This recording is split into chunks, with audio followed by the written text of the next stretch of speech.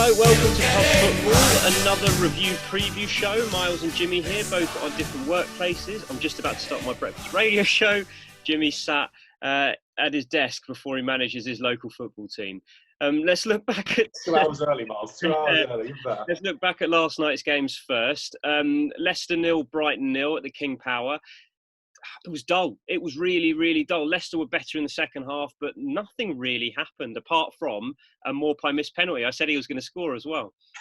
You did. I've got to say, there's two poor performances from Leicester on the bounce now. And I've got to say, Brighton would have taken 4 points out of 6 against Arsenal and Leicester every day of the week, wouldn't they? So, good point for Brighton. Really disappointed by Leicester. Really, really poor game. Brighton look like they're on the verge of safety now. Moving on to the Tottenham Hotspur Stadium. Tottenham Hotspur 2, West Ham 0. It was a pretty poor game as well. Second half opened up a bit because I think of tired legs. Great to see Harry Kane scoring. He'd struggled to get in the game beyond that. But to be honest, a disjointed performance from Spurs. There just doesn't. There's something massively missing. A player like Tanguy Ndombele, I think, would be able to do the job to help fill that void, but apparently he's only allowed to sit on the bench. He's not allowed to get on the pitch anymore. Oh, that's disappointing because he's one of your best players when he's on it. Again, as you say, yesterday was a stalemate. It was pretty poor for long periods. I'm sure you were delighted to see Kane play 90 minutes basically, so I'm sure that pleased you. But I thought Lo Celso played quite well. I do like Lo Celso. And West Ham were better as well, so they hit the post. But yeah, just done enough. Spurs could win. Yeah, took an own goal, but the first goal being disallowed was infuriating by VAR. A toe being offside. Jamie Redknapp said it was the right decision. It's what VAR was for. To be honest, he didn't gain an advantage at all, but we won't get into that chat. Looking ahead to tonight, because there's loads of games to get through. I want to get through this as quick as possible. 6 o'clock, there's 4 games at 6. Man United, Sheffield United.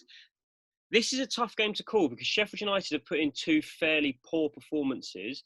Man United, I feel like, were very good against Tottenham, but this season, Man United have played very well against some of the top teams and then not been able to carry that over to some of the weaker teams.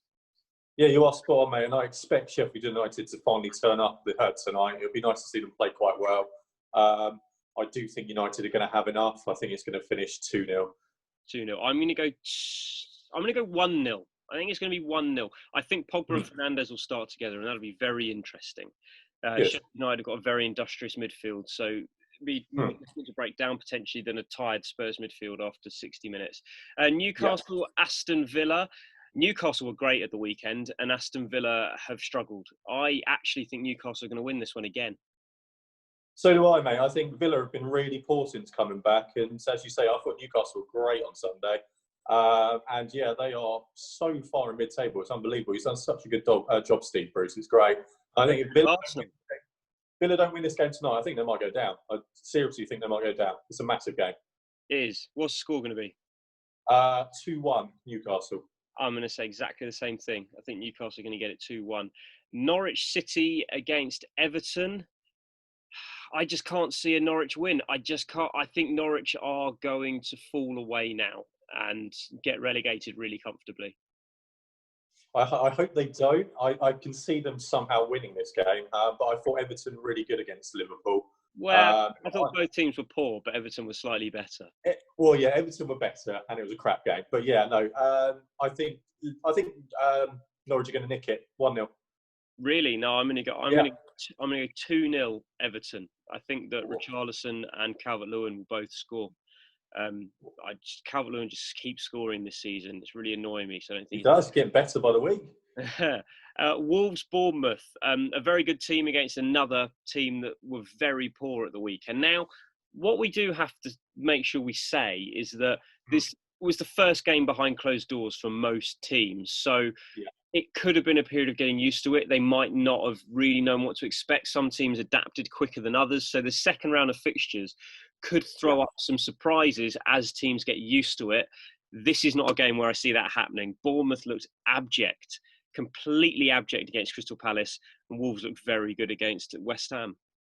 Yeah, 100%. And I'd like to see Adama Traore start. I thought he made a massive difference when he I don't came think on. Adam Smith would be able to handle him, a right back playing back. 100%. Can you imagine those big diag balls? Yeah, there's only one winner there, mate. So, Mm. yeah, he's going to get absolutely roasted, I think. And as you say, it's going to be a comfortable home win. Bournemouth are in massive trouble as well. They're not going to get a result at all. What, home win by what? 3-0. I think they're going to get battered.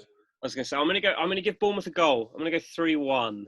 I think Callum Wilson could pop up with something, especially with David Brooks getting another run around in his legs. Not Dominic Solanke, mate. Pardon? Not Dominic Solanke. No. Liverpool Crystal Palace at Anfield. This should have been the game where Liverpool won the league, but it's not.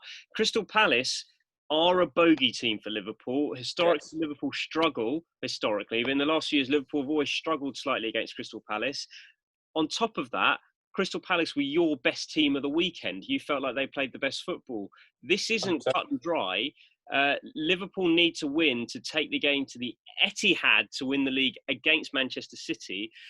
But I'm not sure they're gonna have enough here. As you say, I thought Palace, apart from Man City, have been the best team in the Premier League since coming back. I think they're so organised. They look great going forward. And I expect exactly the same again tonight. I think I saw a stat. I think Liverpool played 90-odd games, and I think they haven't beaten Palace about 4 or 5 times, which is crazy. And they are a bogey team. And I expect them to sit in, be tight, and I think it's going to finish 0-0. Yeah, I was going to say it's going to be a draw as well. And I was going to go 0-0. So it'll go on to the Etihad. Anyway, that was Pub Football with Miles and Jimmy. Definitely make sure you like and subscribe to the page. Follow our Instagram at pub_football. And put your score predictions in the comments. Let us know what you think the scores are going to be. You've heard what we think the scores are going to be. One last thing to say. We'll be back tomorrow. Cheers.